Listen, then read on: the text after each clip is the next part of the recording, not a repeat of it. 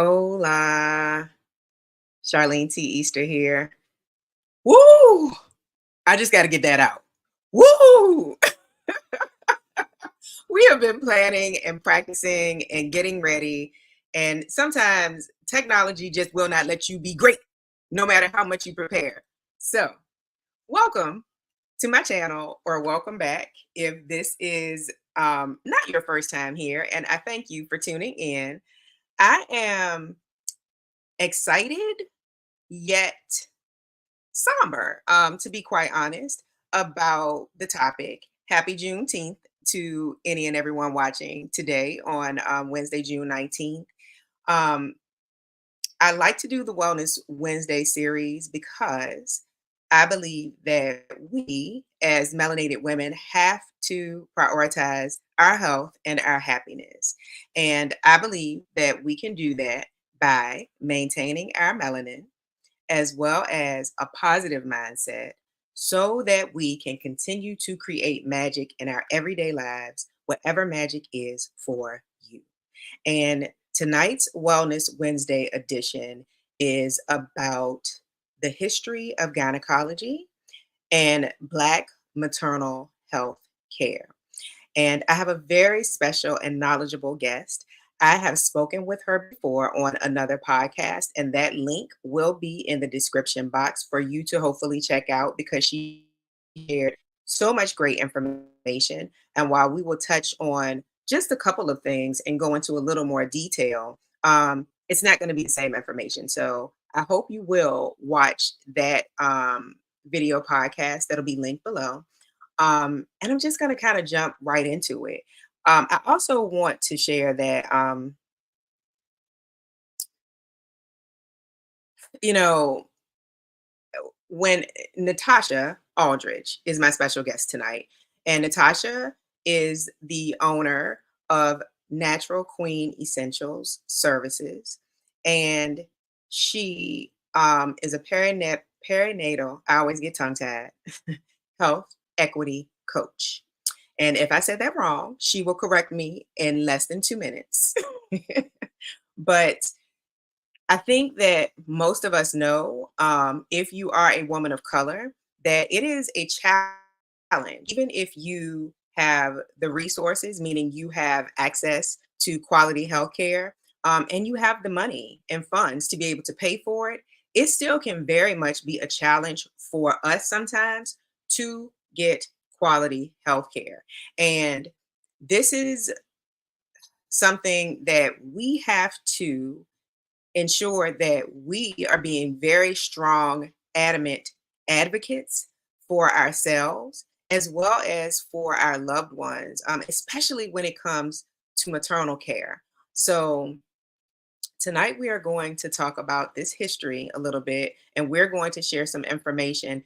A lot of this was very new to me. I am so grateful to Natasha for suggesting this topic and sharing this information. And I am about to bring her onto the stage, and then we'll share some additional information related to the history of gynecology and how um, enslaved women made sacrifices that all women today are benefiting from in some way, shape, or form. So let me bring Natasha to the stage. Hey, Natasha. Hello, Charlene. How are you?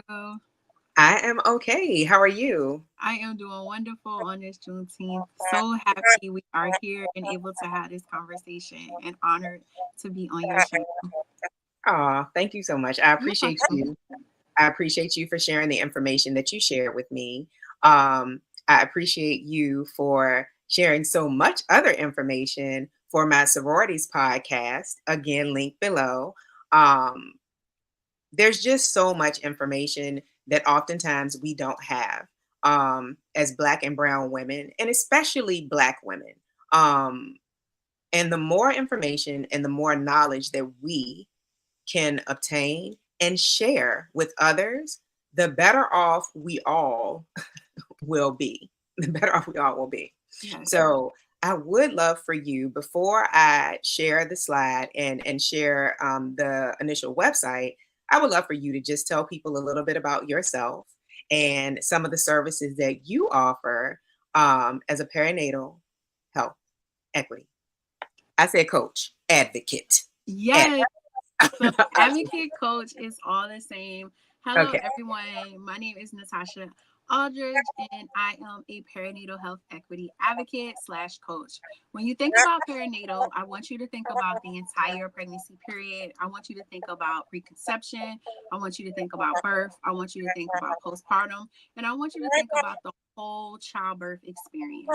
When we're taking a look at health equity, of course, we know that we have a lot of systematic disparities going on as of now, and we are fighting systematically and we're fighting together to bring about so that we all can have the same or even better experience when it comes to equality. When we think about an advocate or a coach, you know, I don't like to be called a coach because I just feel like that's something that's more transitional, but more of an advocate because I want to be able to have you stand in your power or my clients to stand in their power. So Yes. just some of my history, I currently am an ambassador for a lot of different programs nationally and hopefully globally soon. I started off my career as corporate, having a bachelor's of administration, moving towards more of a master's of public health, and then really truly looking into holistic women's health.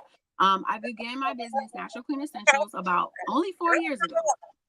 As I began holistic women's assistance due to my endometriosis journey of having stage 4 endometriosis and having to have 2 laparoscopy surgeries, not having any answers or not having the care or taking 7 to 8 years to be diagnosed, I then began to have a women wellness business assisting women with herbal blends, herbal tea, as well as yoni steams, facilitating those and helping women really begin to holistically learn how to heal themselves, not only for themselves, but for their past lineage as well as their future.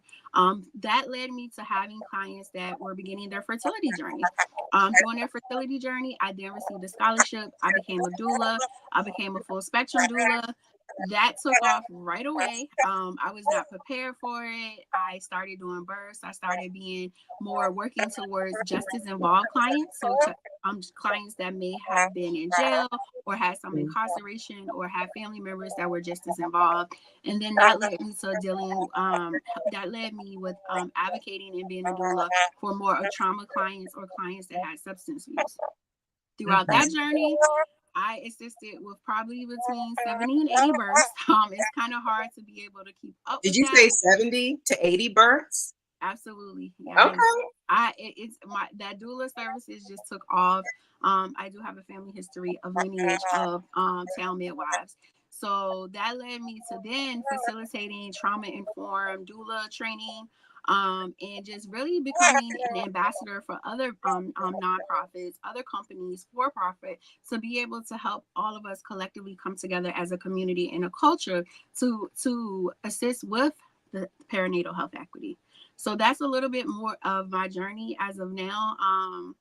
It's always I go where I'm called and where that I'm needed. So that's a little bit about me. Awesome. Awesome, awesome, awesome. And let's just kind of get into it. Absolutely. Natasha was, you know how, okay, I'm going to be a little bit tongue-tied tonight. So I will slow myself down. And at some point, I'm going to be honest, I might feel and show emotion. And the emotion might actually be a little bit of anger, to just be 100% honest. So I want to share this website based on a beautiful tribute and monument, or would you say monuments? I feel like it's one monument, but it's composed or comprised of 3 different statues that artist Michelle Browder created as a tribute to the enslaved women who, through no choice of their own, were experimented on. So I'm going to go to the site because, yep. So give me 2 seconds because I want to show the website. And while we will mention tonight 3 names, those 3 names represent hundreds of women who were experimented on. And please correct me if I'm wrong, Natasha. Anarcha, Lucy, and Betsy are the names, and they have been dubbed the mothers of gynecology. Let me show you the website.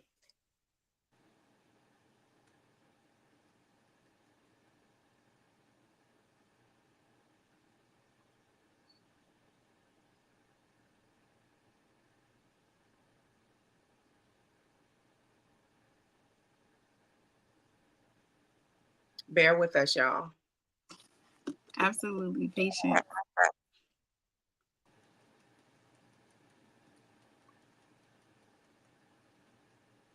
This is I get, and I know I'm not the only one, but I get highly emotional sometimes. As much historical information as I want to know and learn, I have to do it in snippets because it really does overwhelm me. Yes. With all the emotions at times. And I felt overwhelmed when you first sent this to me and I started to read it. I literally had to sit. I spoke to at least 2 or 3 close girlfriends, and I did what I'm doing now, which is I kept pausing because I felt away. To be quite honest, I felt away. So it's important that we're sharing this information because we want you all to understand how the things that happened during slavery are very well, in many instances, and our healthcare is a part of that, still impacting us today. And a lot of it has to do with the beliefs of the people who were in control at that time. And those beliefs have been passed down over centuries, okay? Centuries. And this is why, as we gain knowledge, we have to share information with others within our community. And we have to learn to be advocates and to stick together to even advocate for others who may not necessarily be related to us. So I'm rambling on. I'm going to share the screen. All right. And just they said, I'm taking a look at the chat. They're saying that it is a slight echo. I'm not sure if it was resolved. That was about 5 minutes ago. Okay. Thank you. You're welcome. Thank you all. Welcome everyone that has joined us.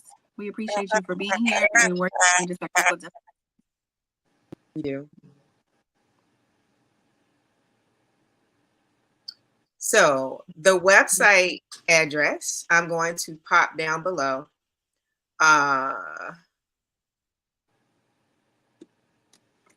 Anarcha, Lucy, Betsy.org.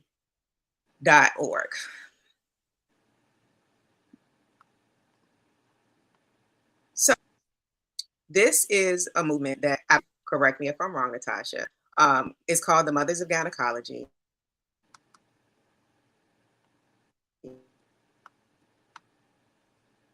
And I believe it was about I'm going to read exactly what's on this site.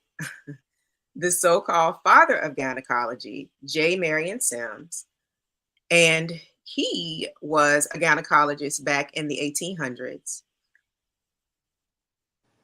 I do think that it's important that I say this because I watched a couple of different videos and the artist also shared this information.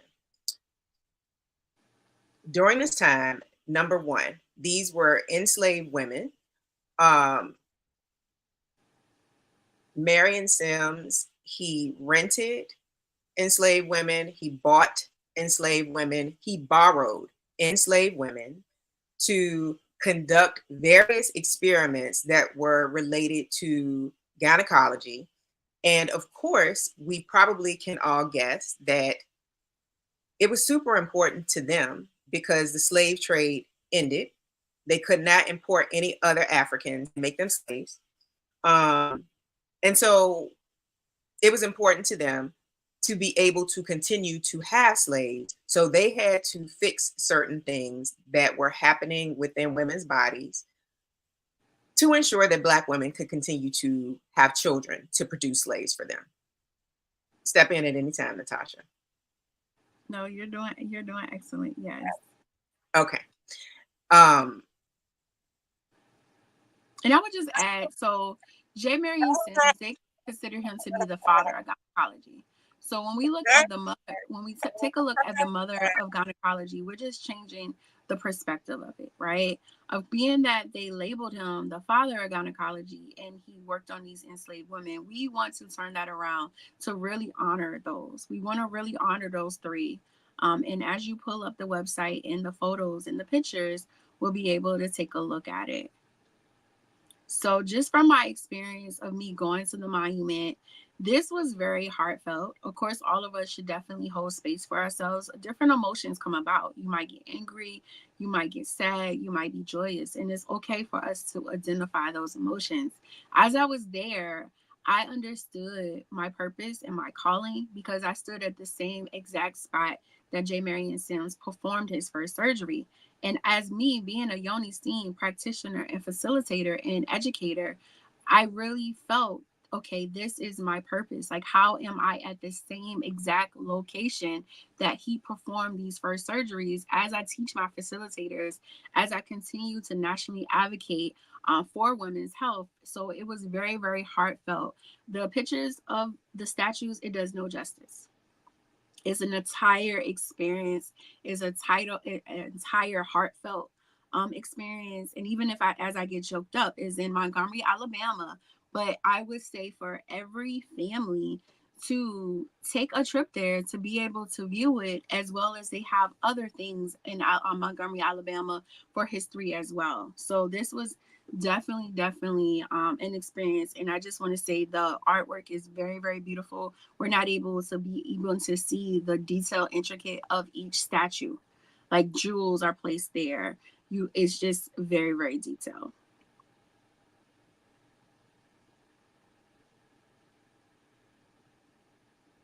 I'm not able to hear you, Charlene. sorry, I muted to keep from. I'm so sorry. Okay. I can tell from the videos that I found and watched the intricacy, and although it was what I can only imagine to be a horrific experience for not just the three women named, but the hundreds of others. Um,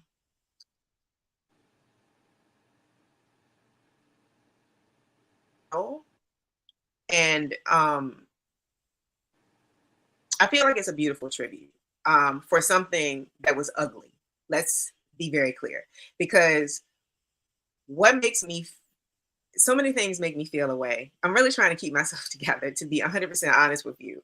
Um, because although during this time period, anesthesia had not been created, I'm certain there were some methods of pain relief that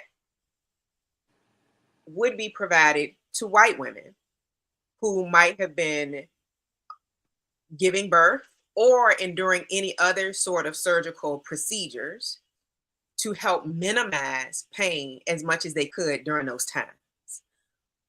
These women did not receive any of that. They were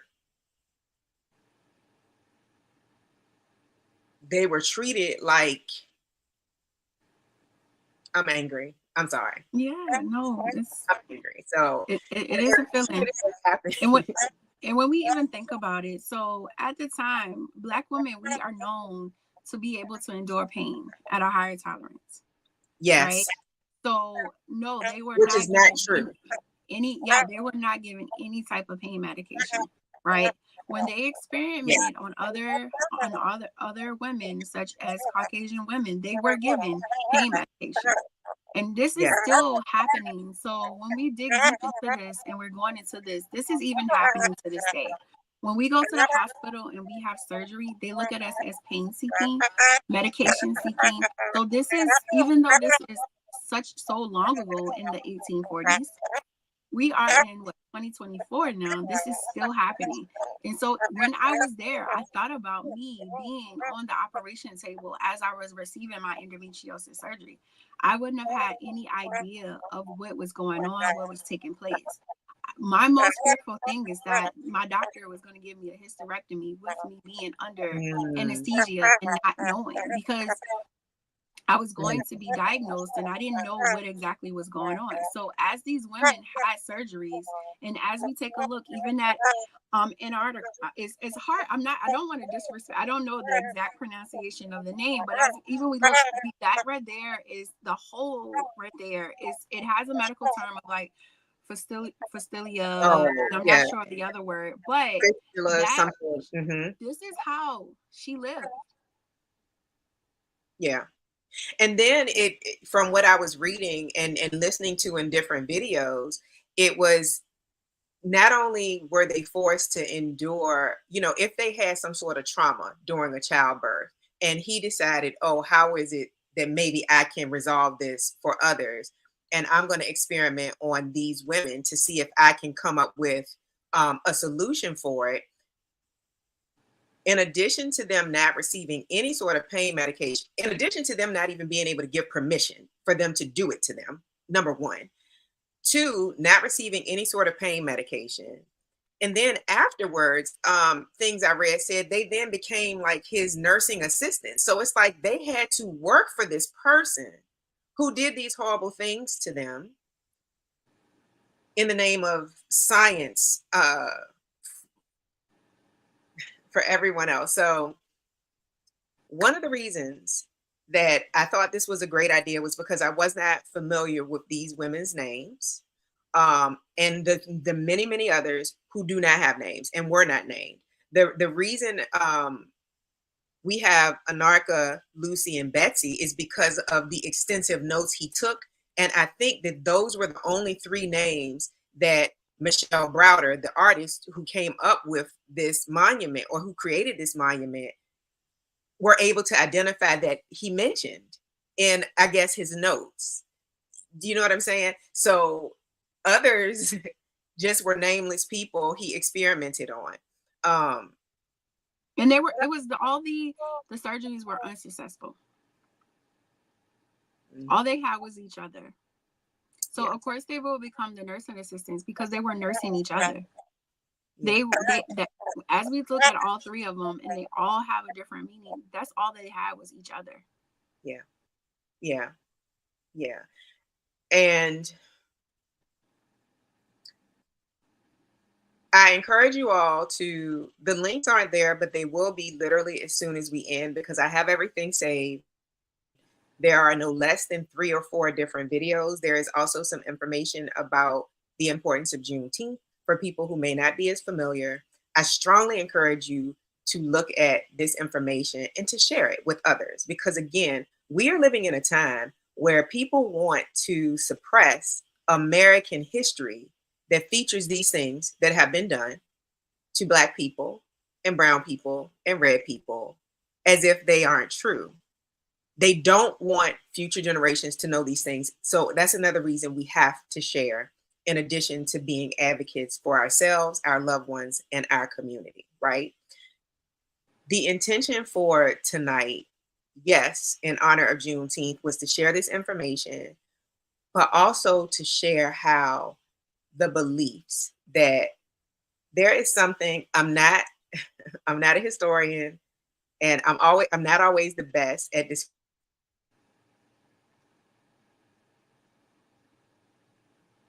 But over the course of a number of years, I've watched a lot of videos, when I can, about slavery, slave times, slave documents.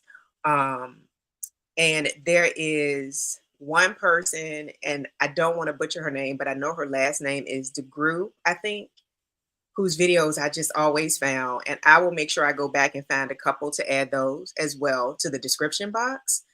But she always used this term cognitive dissonance. And essentially, it is when people make up stories to try to justify and feel okay with the thing. This is my definition of it. I do not know what the official definition is of it, but my perception of what she was saying, because a lot of times she was talking about how they work slaves from sun up to sundown, right? So that comes back to many people during that time and some white people today believing that Black people can work long, can work hard. They were made for that, because you had to convince yourself, if you're working somebody from the time the sun barely comes up until the sun sets, they're made for that. That's a way for you to be okay with what you're doing.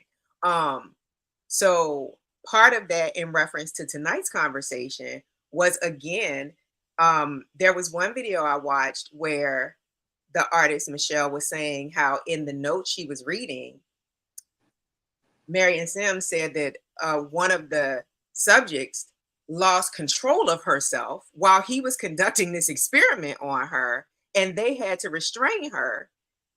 But in his mind, he believed she should have been able to withstand the pain of whatever it was he was doing to her without any sort of pain medication. So there's that. And then these things are still prevalent today, as Natasha said.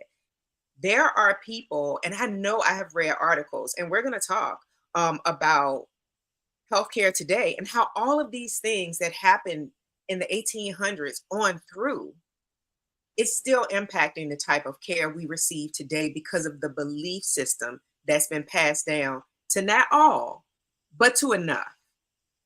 To enough, right? Yes. And just to say, for even those in the chat, the feelings are arise. It's okay for us to display them. We don't have to suppress them any longer. This is why I'm so thankful for you. Someone put in the chat for having this space for this important information. I shared this information with you as we were having another discussion because it can be so many different topics. It's okay for us to cry. It's okay for us to scream. Okay for us to shout, to laugh, to smile, because so many times as Black women, we undergo. This could have been us. This could have been us at any point that we undergone surgery for endometriosis, for PCOS, for fibroids, for hysterectomy. It is so much that has happened, and it's very important. We may not know all of the words, all of the definitions, but as long as we are trying to educate ourselves on the history is what's most important. As long as we are sharing the history. For a long time, I didn't like to watch slavery movies or want to view history. Like, I didn't want to read Killing the Black Body. It was a lot of things that I wouldn't do because I didn't want to bring emotions through, right? Now, as I am seeing these things happen in surreal time, as I was on my doula journey, and I'm understanding this, and we have Jonna in the chat when we were doing a birth, and we saw things that were still happening to this day. We have no choice but to really think about our lineage and what possibly may happen. So this is, I'm so very grateful that we are holding this space today. And even if we only educate one person per each other, we're still educating our collective. We're still understanding. It's important for us to ask those questions when we're having the surgeries. It's important for us to know what is in our chart. We are allowed to know the notes that the doctor, the nurses, that everybody take. We need to know that we are able to view that. Yeah. Yeah. And along with that, along with sharing this information about the mothers of gynecology and that movement, and as Natasha said, changing the perspective, right? So whereas all praise had been going to Dr. J. Marion Sims, praise should be going to all the women who were subjected to the torture. Let's call it what it is. I couldn't imagine someone cutting me anywhere on my body, let alone in my private space, and not give me something for pain. Let's just keep it real. So I want to kind of move in. Again, I encourage you all to come back and check out the links to learn more about the mothers of gynecology, the artists, and really look at, oh my gosh, like the monuments that she created. It really is something, and I didn't get to see it in person. I'm just looking at video footage, so I can only imagine how you felt being able to see it, Natasha. And I do have some photos, so I'm going to click off of the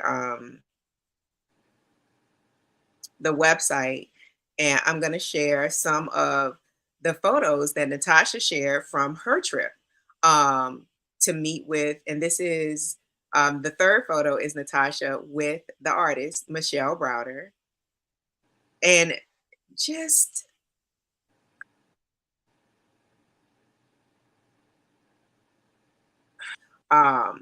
because you will be able to see the intricacy, and the artist speaks about the tools she used and the reason that she included so many little bitty things as a part of the monument and that are attached to the three women, because it's not the same, I don't think, for each one. And she also paid homage to current people. On one of them, I know I saw Tina Lawson. I know Beyonce mama. I saw somebody else's name carved in. So what I would like to do and give an honor to her, not just for the monument and this movement, but she purchased that space where these experiments were done, and she is turning it into oh, my memory escapes me, but she is turning it into something that will be useful as far as educating and advocating for women of color.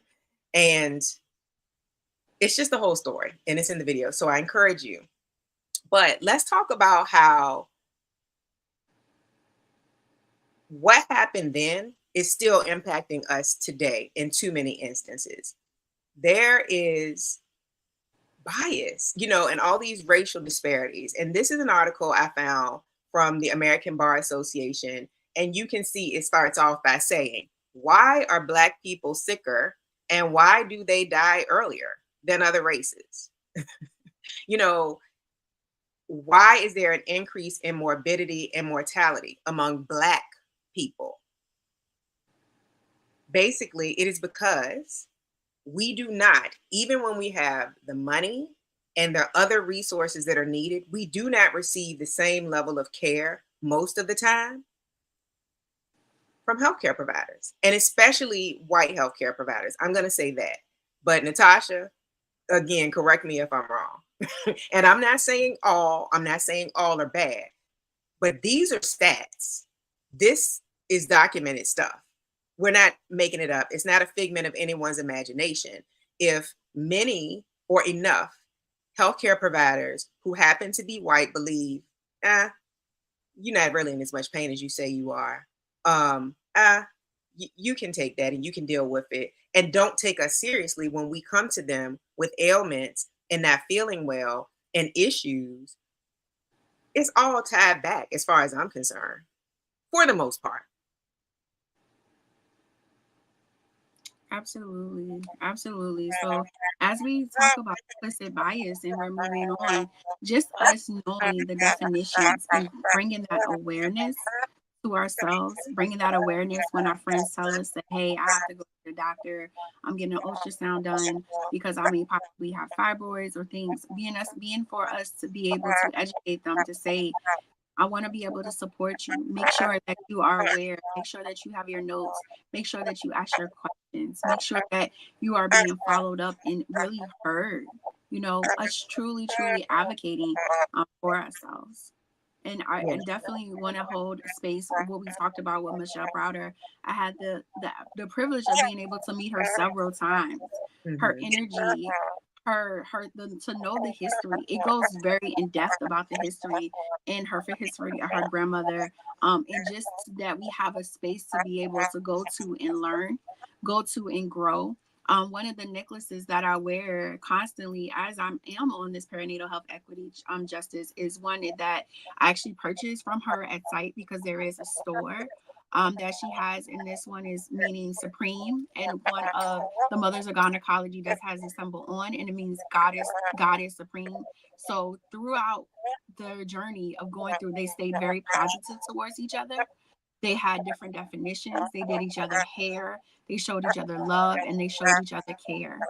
And that is what we still need to continue to be done. When one of our sisters or one of our family members or our friends are having surgery, we still need to continue to culturally go, girl, you want me to braid your hair?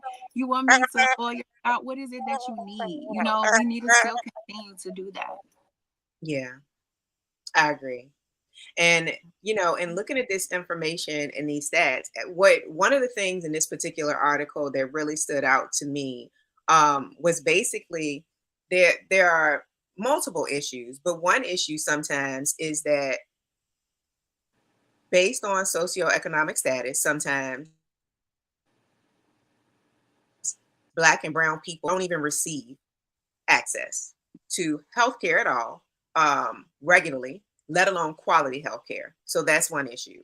But this article also basically said that even when the money wasn't an issue, people were still not necessarily receiving quality healthcare when they had insurance, when they can make the payments for the insurance co-pays or pay for whatever the procedures were. And it was still based primarily on the beliefs of the medical staff towards Black people. And it is very disheartening, but again, we have to continue to fight through. And as you said, work together. And so I want to share a very short story that did not turn out to be a negative, but I understand, especially from the first time we spoke, Natasha, and it really made me think about that it could have been. Some of you know I have a daughter. My daughter just turned 25 years old, so she's very grown. However, when I believed that I was in labor with my daughter, it was not what I saw in the movies. She's my only child, so I did not have any previous examples of what I should expect for labor or birth. Okay. My water did not break the way that it does in the movies with this big gush of water and, oh Lord, get her to the hospital. It's time. It wasn't anything like that. I was at home. I was in the bed with my husband and I just had this leakage, and I had these little cramps, which I now know were contractions, right? And so I just started writing down on a pad the time that I would get the cramps, and I was doing the best that I could to manage this leakage. At first I was like, is this urine? Because I look, when you're real pregnant, it's like, did I pee on myself? But I'm like, I don't think I did. And it wasn't urine. And so I told my husband we needed to go to the hospital. And we did. And while no one was mean to me, I still ended up being sent back home because it was like, no, it isn't time yet. Right. And for the record, my daughter was born near the end of May, but I think she may have been due early June. So in their mind, it wasn't time. I was sent back home. And it continued. This leakage and these cramps or contractions, it just continued. And the next morning, I told my husband, we're going back. We're going back to the hospital. And at that time, they actually examined me to find out, and the speculum, which is something that J. Marion Sims created while he was operating, experimenting on all those enslaved women, correct me if I'm wrong, Natasha, was filled with fluid, and my water had broken. It just didn't fully break, which means it was leaking out. And that amniotic fluid, is that what it's called? Yes. It's protection for the baby, right? So that's one thing to keep in mind. When they examined me and they said, oh, you are in labor, they also found out that my daughter was breech, meaning that her feet were first, not her head, like it was supposed to be for delivery. So I shared this with Natasha before, and while my daughter was fine, what if I just felt like I needed to just stay at home because they're telling me I'm not in labor and just keep dealing with whatever this fluid is that's leaking out of my body, and something had happened to my child or even to me,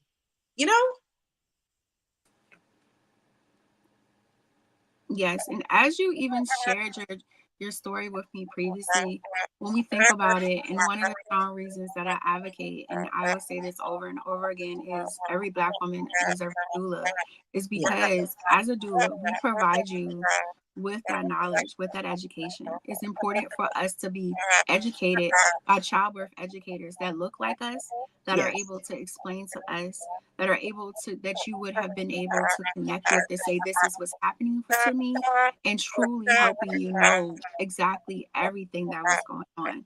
Because you should have known that your daughter was breached before she even arrived. The Right. hospital should not have turned you away. So Right. as a doula, as I hear your story, it's more than 5 indicators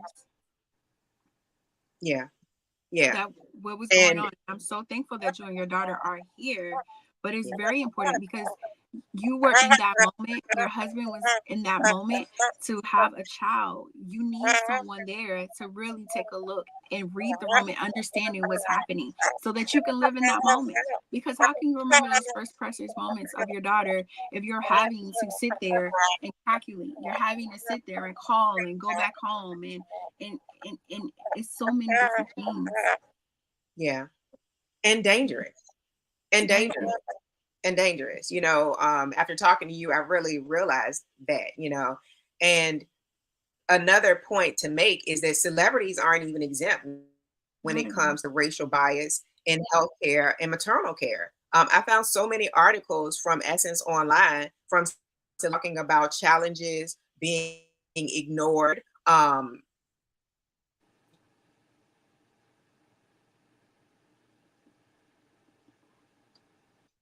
You family as an adult. Cool. And she was talking about,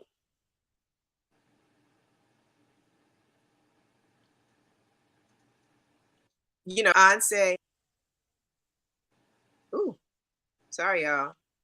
Beyonce mentioned some things that happened with one of her pregnancies, or during her childbirth experience. Serena Williams, like these are famous people, and these are people who are rich, and it's like if you can be famous and be known literally all over the globe, and money is no object when it comes to your health care or anything else, and you still are facing challenges or difficulties with healthcare, that is crazy. That is crazy. So I was hoping that in talking with Natasha tonight, in addition to sharing the information about the mothers of gynecology and sharing a couple of stories about how, that leads up to treatment that we are still receiving today. And we're just talking healthcare. We're not even talking about other areas of life. I was hoping that Natasha would share some information with us on how we can improve outcomes for melanin moms in 2024 and beyond. And I know one thing Ms. Tasha is going to say and explain to us all is the importance of having a doula. Absolutely. So as we bring this topic about how to improve outcomes for melanin moms, number one is everyone needs to have a doula, Mm-hmm. right? And not just any doula. We have so many different, as we talked about the different types of doulas, you need to have a doula trust. You need to have a doula that you feel comfortable with and that you are able, that matches exactly where you are, right? The And first although thing, I know, I'm so sorry to interrupt you, Natasha. I know that it is in the other video that I encourage you all to watch from our first interview. But I would like Natasha just to share real quick what a doula is and what they do and how they can help melanin moms get the best health care. yeah. So when you hear the word doula, you may hear it being brought more in the forefront now. You might hear it on radio, on TV, but there's many definitions of a doula. You may have heard birth assistant, birth companion. You might have heard just birth citizen, birth associate, birth advocate. Doula actually means the word female servant, and that is a Greek definition of meaning female servant. However, we're bringing it more to light of the word doula. We're also having other acronyms that mean doula. But when we look at a doula, what that basically means is someone that provides emotional, physical, spiritual, informational, education, and support throughout your entire pregnancy. right? You can begin to have a doula before you are pregnant. You can look and research doulas before you're pregnant. You can have a birth doula. You can have a preconception doula. You can have an abortion doula. You can have an IVF doula. You can have a birth doula, and then you can also have a postpartum doula. You can also have someone that is a full spectrum doula.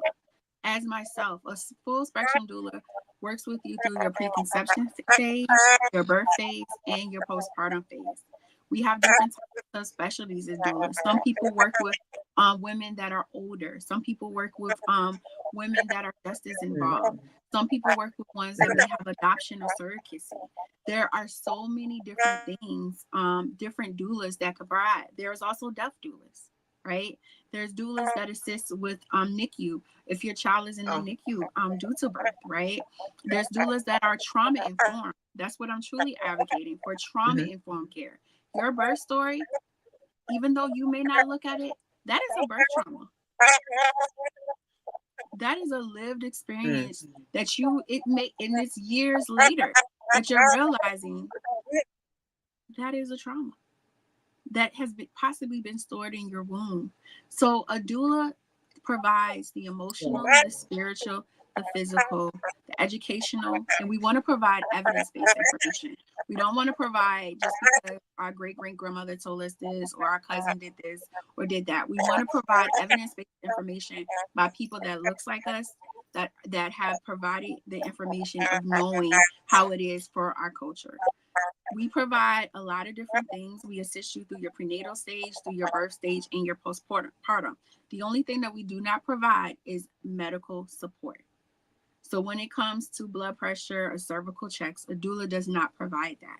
We want to stay in the portion of providing you that true advocacy, that true empowerment to be able to power yourselves. And we want to be able to be there for you in the present, in the physical for you, right? We want to be able to provide you with them comfort measures, the reassurance, not any medical at all, but really, truly educate you on what's going on. Being there to be able to read the room so that you and your birth partner can experience the moment, so that you can be present in the moment, that you're not having to worry about the sounds, the bell and alarm going off and who's walking into your room. We are able to be there for you. So to definitely check to see if your insurance covers it and how your insurance can be covered. So that is one of the main things throughout it. And it's different types of doulas. And there's also childbirth educators. So when we talk about that education as you're going through your birth, they walk you through the stages of your birth, right? They walk you through the stages of the beginning of birth, active birth, post-birth, all of those different stages. They're able to educate you on the definitions that you may hear your nurse say, or that you may not know who's in the room with you, right? You may not know that you may not be able to have the students in there. You do not know. They help you with your birth plan so that you know you don't have to give birth on your back. Right? The things like you brought up earlier, the things that we see on the movies, that's the movies. Real life situations are happening. And with a doula, just with a doula, you lower 30% of having a cesarean birth. For first time moms, you lower and shorten your time of labor. And typically they assist you with lower interventions. And so one of the things that we can do to improve outcomes for Black and brown moms and moms to be is to educate yourself on how to select one or more doulas as a part of your perinatal health care team. Correct? Yes. Okay. And one of the things that I know that we talked about in the previous video that, again, I hope you all will watch, is it's also important to start with your doula because they can help you select other members of your healthcare team. And for anyone who, like myself, is well past childbearing age, this is great information for your girlfriends, for your daughters, for your nieces, to share with them and be able to help to guide them so they can then have the education and knowledge to help be an advocate for them, whenever they decide that they would like to become a mom.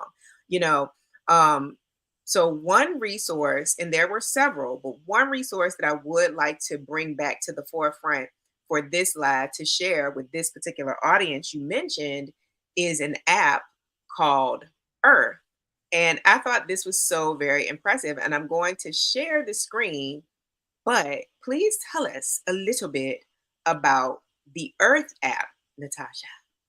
Absolutely. So I want to say it was last year I actually became an ambassador for Earth.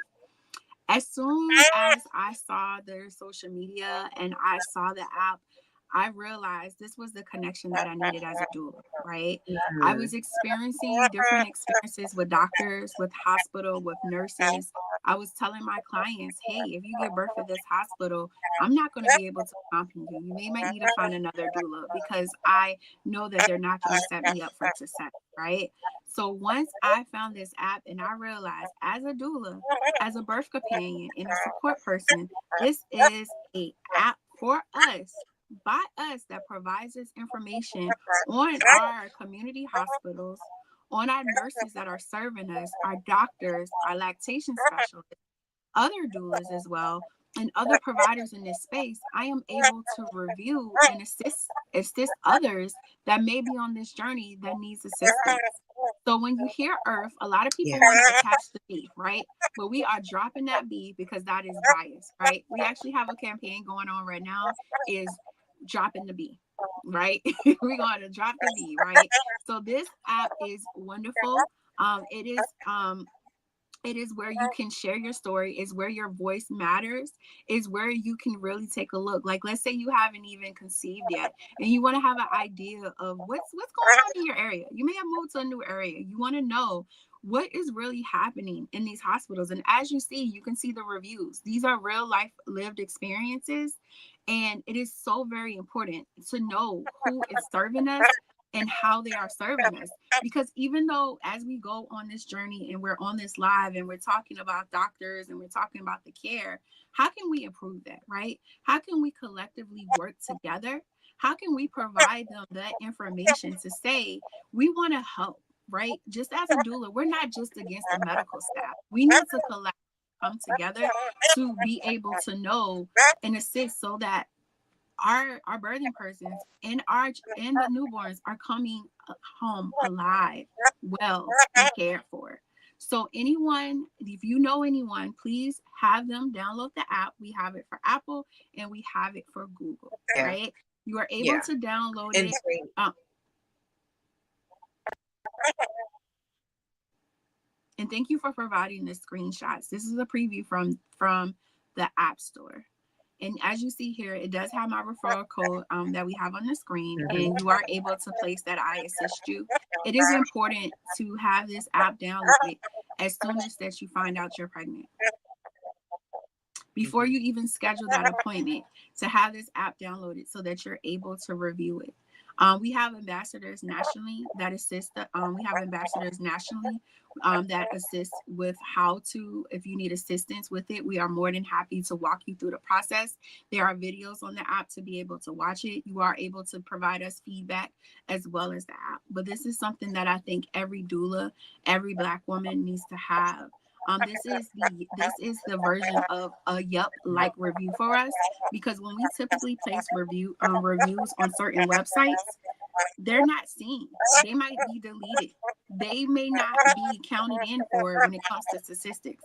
But this is specifically for Black and Brown families. And it's not just for the birthing person or the mother, it's for the partners. It's for the support person. If your grandmother going to assist you at a birth and Mhm. she's noticing that the nurse is not listening to you or she's dismissing you, she's able to go in there and write a review as well. Mhm. Mhm. Very good. I thought this was so very impressive. I like that it's easy to remember because when I think of Earth, I think of honestly, well, when I think of Earth, I think of being grounded. But Yes. when you say Earth without the B, because we're removing the bias, I think that's great. So this app is specifically for Black people to share their experiences with healthcare providers and healthcare facilities. So this is something that I strongly encourage you to share with other women, again, who are interested in or who are pregnant, um, interested in becoming pregnant or moms in the near future, because this is also a way to begin researching for your area. What hospital do I want to go to? Do I want a midwife? Do I want a OBGYN? Let's see what people are saying about the healthcare staff, in this particular facility. So this was a great resource, and it was one of many that Natasha mentioned. Again, check out the other video podcast that we did, and the link for that will be below shortly. And the other thing that I thank you all for hanging out with us. So sorry that technology really is trying to keep us from being great, but I hope that you are getting useful information um, from the video tonight, because God knows that's our intention.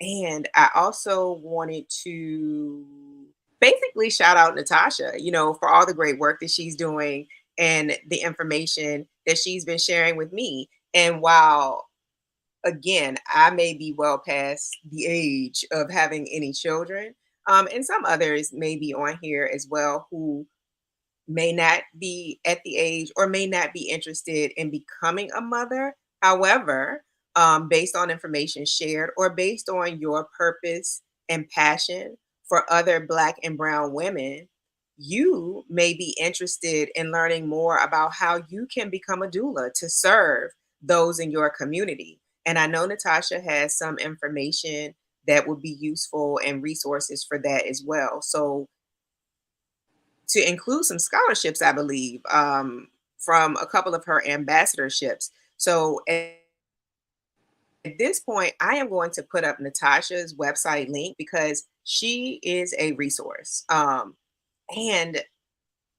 listen, we have to share information and we have to help each other. Okay. That is the only way that we can change things within our community. So Natasha's website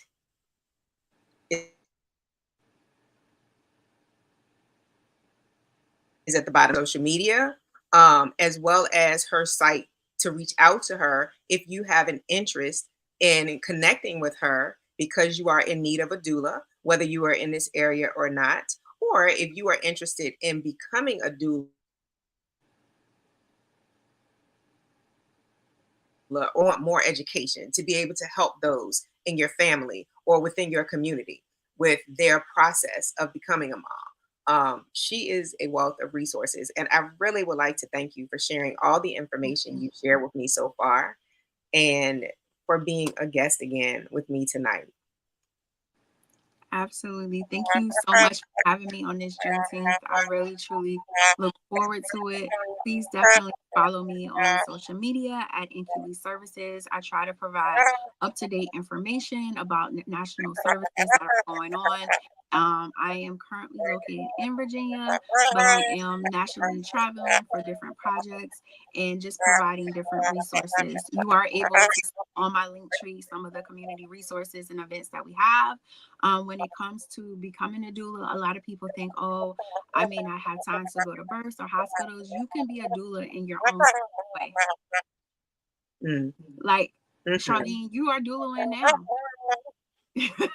Oh, You absolutely are, because okay. when we are educating each other, we may look at it like we are educating one person, but you are educating yourself, your daughter, your grandmother, your friends. So each person that suggests a doula or research doulas, you're at least helping at minimum 20 people. So definitely be Yeah. proud of yourself for holding space and taking the time that you do for this. And Nicole, thank you. Thank you for chiming in. Thank you for being here to support us. Please share the resources.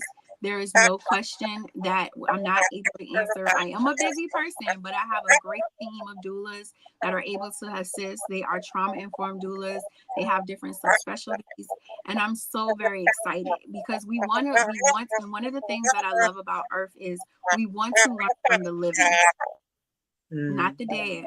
We want to learn from the living. We want to be able to really, and yes, we have this resource and you may download the app, but follow through on that app. If you suggest it to a friend, say, hey girl, did you do that review? When you complained to me about that doctor, did you go in and make sure you write that note? Because that's what's going to help someone. Yes, absolutely. Absolutely. Absolutely. And again, just thank you all so much for hanging out on this Juneteenth. I do encourage you to take a look at the links that within 5 minutes will be in the description box. There are several videos, and there were two in particular that really were very informative and interesting, even if they were very difficult to absorb in the moment, in reference to the mothers of gynecology, and that's Anarcha, Betsy, and Lucy. But it is a movement. Should you decide to learn more about it, the website will be in the description box. They accept donations for everything that the artist Michelle Browder is trying to do. Excuse me. And again, I thank you. I am committed to Black and brown women. Like I love us as a part of loving as my me. daughter goes like this. Yes. I love us. Yes, And and I know follow that you. Continue. Wellness Wednesday, continue it. And follow you. Scream and shout. You all share on your pages, share on your space. You never know who this may come across. It may be someone that is going through a pregnancy journey and they may not know their decision. And they may hear this and we may encourage them. Yes. So please reach out. Natasha is a resource. Her information has been shared, and her information will also be in the description box. You know how to reach me. I am at Charlene T. Easter on everything for the most part.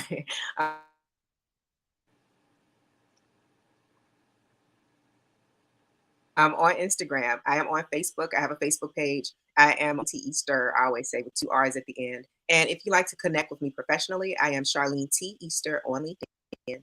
And I will see you all in another video. And I thank you again for joining. And I thank you, Natasha, for sharing. Thank you. And everyone, please take care. Have a good night, y'all.